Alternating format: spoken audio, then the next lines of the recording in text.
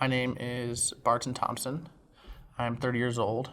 I'm an associate advisor here at Pinnacle Real Estate Advisors. My base salary is $18,000, but this year I will make $100,000 in commissions roughly. I specialize in multifamily, which are apartment buildings, and my job is to talk to investors that own apartment buildings in this market and help them make money by buying and selling their property.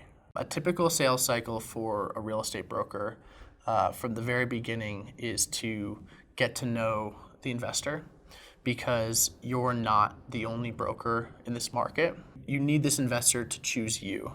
And then once you do some work together, you build a lot of trust and you could have a working relationship for a very long time.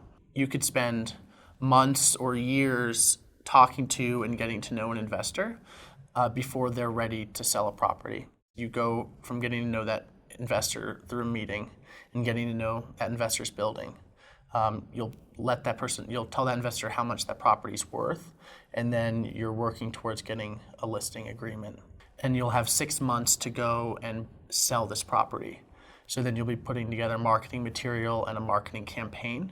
You'll tell the market about it, and then those will typically lead to answering a lot of questions and doing a lot of property showings, and then looking at offers and choosing one to go under contract with. If I do my job as a broker in keeping the deal together, the property closes and I get paid, the team gets paid, and the client walks away happy. This job is really meant to be all based on commission, and there's a lot of brokers, commercial brokers, that play in my space, that do what I do, that never get a base salary.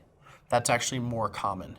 Just to set expectations, it is very typical that you will work your tail off for 12 months and not see anything from it, because you need to put that time into the market.